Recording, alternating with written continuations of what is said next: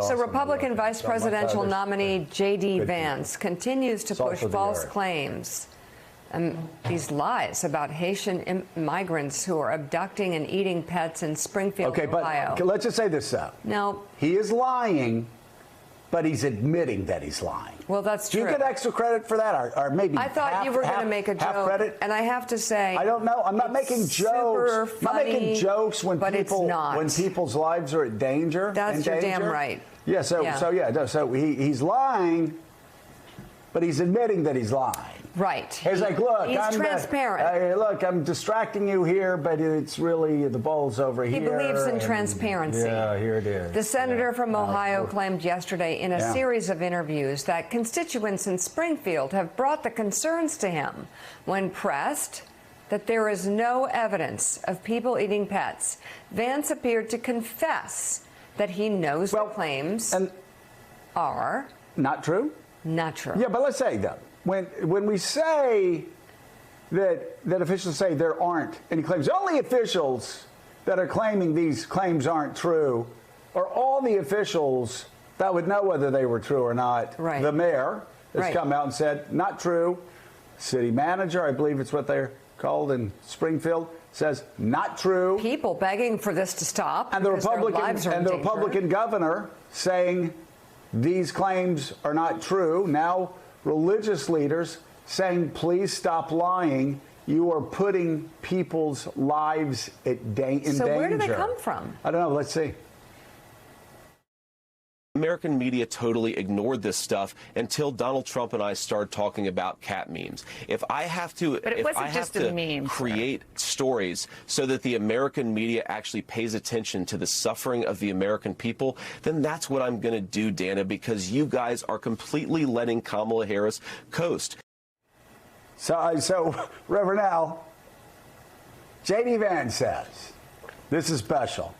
J.D. Vance says, the American media wouldn't cover this story. So they had to make up the story. If I have to, we're supposed to cover a story that's not true. The American media wouldn't cover this story, so he said, what did he say? I had to create this story? If I have to create stories. So he had to create this cat meme story that would be all cute if it was just Donald Trump saying that people are eating dogs and cats. There he is with cats again. And they're doing remixes. He's obsessed with cats. But unfortunately, and you hear religious leaders talking about this, you hear local officials in Springfield talking about this, there is now the threat of violence, the fear of violence. Bomb threats against people in Springfield. They have literally had to close the schools and cancel town hall meetings because of these threats. And when you look at the fact that he is now admitting they made up a story, as you say, quoting him, that the media wouldn't cover, maybe the media didn't cover it because there was no story. It didn't exist.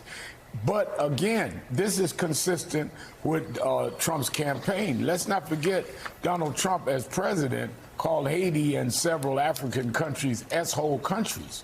You also have to put into the factor in that if you are someone that is anti-Haitians in Springfield or coming in to think you're defending the people of Springfield whose pets are being eaten up, any black walking around Springfield looks Haitian. I mean, it is racist.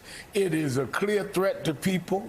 And just like I denounce whoever's trying to assassinate Donald Trump for whatever reasons, they should denounce the fact that they are inciting nuts to feel that they can go into Springfield and save pets. That's those kinds of jaded thinking is what leads to killings. I did the funerals in Buffalo, New York, of a mass killer that felt he had the right to target blacks. I've been to others and did eulogies. This is dangerous. This is a threat to people. And at the same time we denounce what apparently has happened as a threat to Donald Trump, we should denounce what is apparently a threat to blacks and particularly Haitians in Springfield, Ohio. Well, I mean, Donald Trump's doubled down on this lie. He humiliated himself, and just really his own campaign staff horrified, his supporters horrified that he fell for this third-rate internet meme. Eric Erickson, very conservative radio host, was just enraged that people around Donald Trump did not keep, I think he was worried at the time Laura Loomer was spreading these lies to Donald Trump. But he got past the debate, he went on the campaign trail, and he continued the lies, even though he knew they were lies that would put immigrants and refugees in danger. Black, let's be clear, not immigrants from Norway, immigrants from Haiti in danger. And Republican governor of Ohio, Mike DeWine, yesterday did what you've been seeing of small business owners and factory workers do, and that is praise the migrant community. In fact, you actually had people running small businesses in Springfield saying this migrant community is the hardest working community we have. These Haitians work harder than people here. They stay at their stations. They work hard. They don't leave early. Everybody is praising how hard these migrants work. And this is the Republican, let me say again, the Republican governor of Ohio praising them for their contributions and dismissing these continued Vance-Trump lies against them. The Haitians who are in Springfield are legal. They came to Springfield to work.